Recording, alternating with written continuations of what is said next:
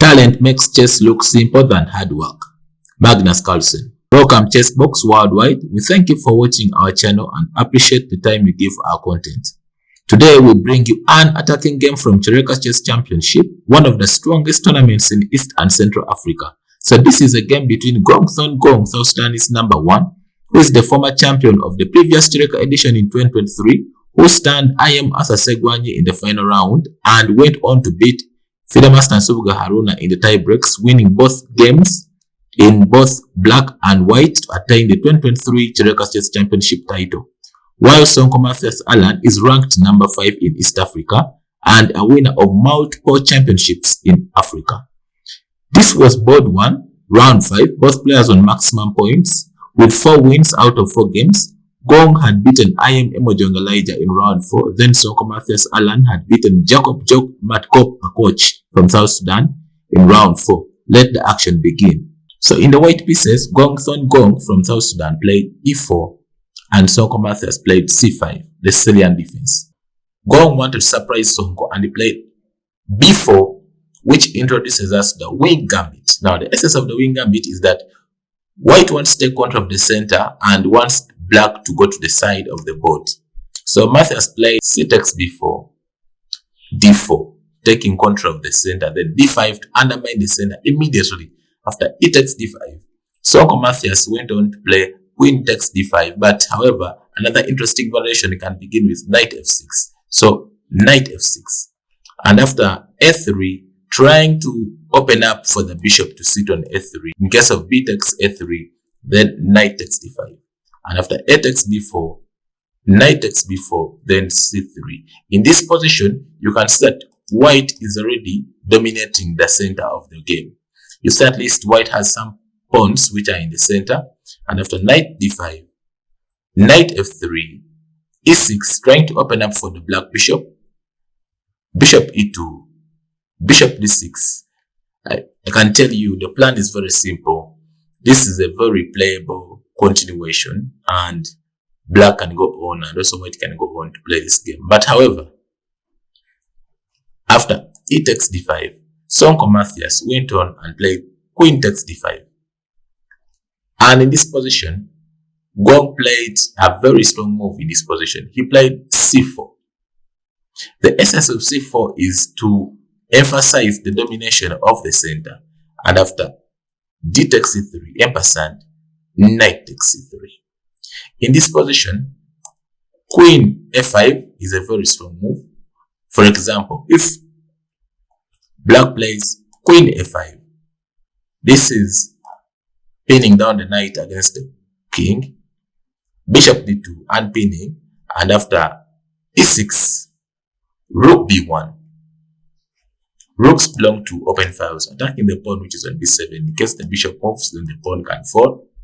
Then queen can go back to d8, and after bishop b5 check, knight c6, I can tell you that this is a playable line. For example, you said the queen and the knight attacking the pawn which is on b5, and in case of a knight f3, then knight f6, bishop comes to e7, short castling, and I can tell you this is a playable line.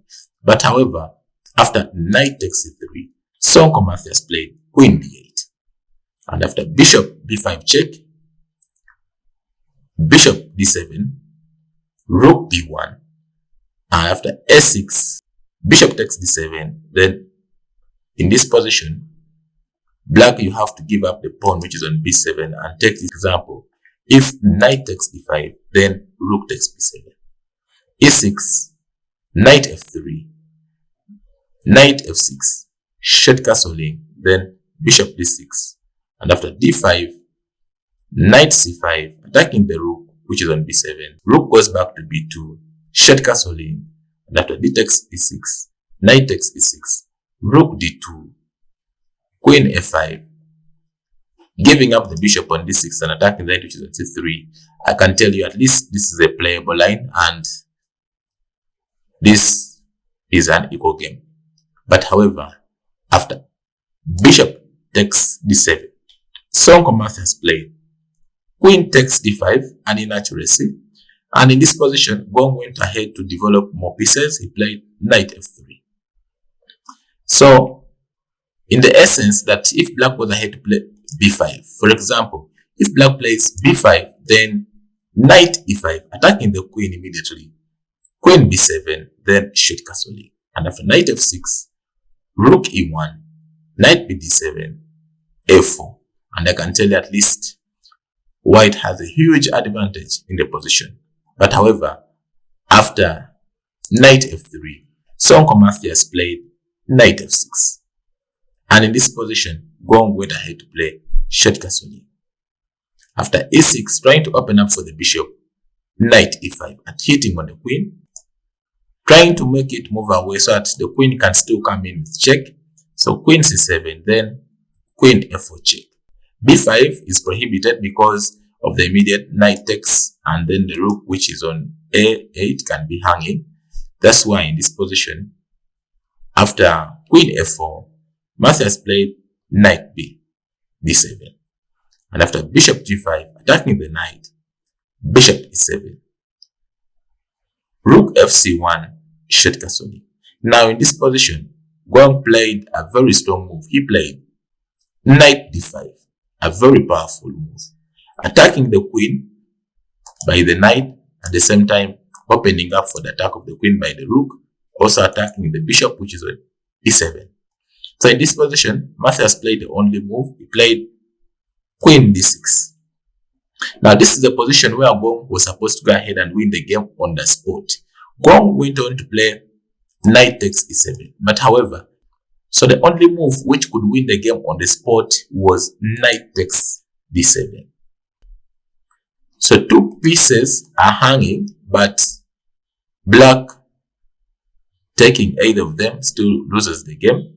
So in this position, in case of queen takes d5, then knight takes f8. And after b5, attacking the queen, queen b3, challenging the queen, queen takes d5, knight takes e6. And after f takes e6, queen check, king f8, rook c8 check, and I can tell you white is winning this one. But however, after queen d6, Gong played knight takes e7, queen takes e7, rook takes b7.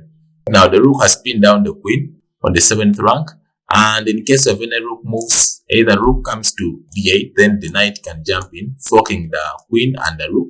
So it is not easy to play in this position. But however, Ssonko Mathias came up with a very brilliant idea. He played knight c5, giving up the queen and attacking the queen, at the same time forking the rook and the queen. So in case white takes the knight, then loses the rook. That's why Gong played rook takes e7, knight takes f4, and after bishop takes f6, g takes f6, knight d7. Knight c6 should have been considered. Then after rook comes to f8, knight taking pawn f6 would be a good move. But however, Gong played rook e1. And after king g7, Ssonko sets up a trap for Gong.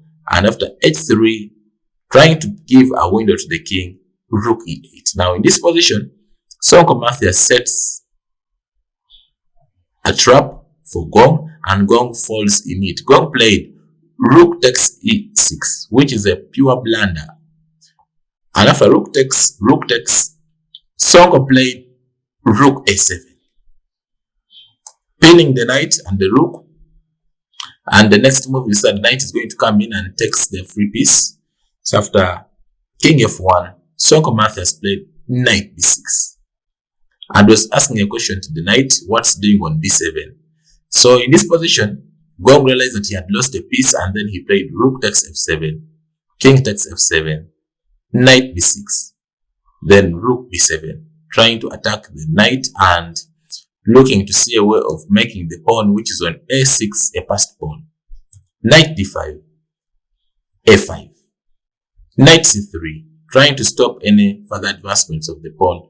Then Ssonko Mathias comes in with the rook, rook b2, cutting off the king and also attacking the pawn which is on a2.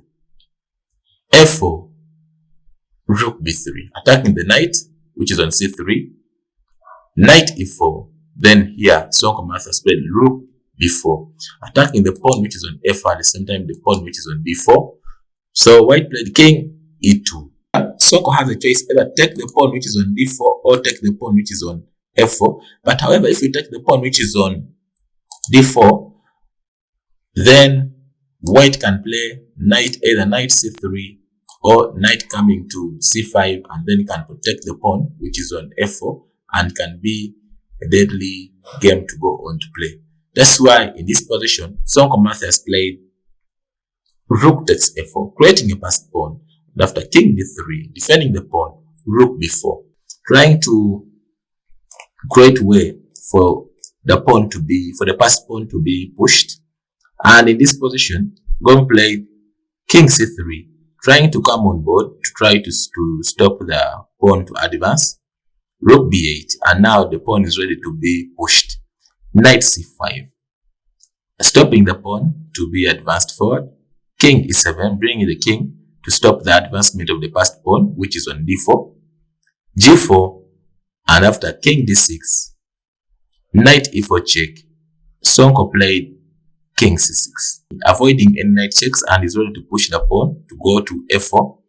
And after king c4, f4, pushing the passed pawn, d5 check, king c7, and in this position, Gong played knight c5. Now, knight c5 is a good move, trying to plan for knight s6, forking the king and the rook. But in this position, Ssonko Mathias played f3, giving up the rook. And after knight s6, he played king d6. And there is no way Gong could stop the passed pawn from queening. It only has two steps. In case of a knight takes, then the pawn moves to a2. And the next move is pawn queening on a1. So in this position, Gong Thon Gong, South Sudanese #1, resigned the game, and Ssonko won this round and had a maximum of 5 out of 5 in round 5. Thank you so much for watching our channel, and wish you the best of luck in your games.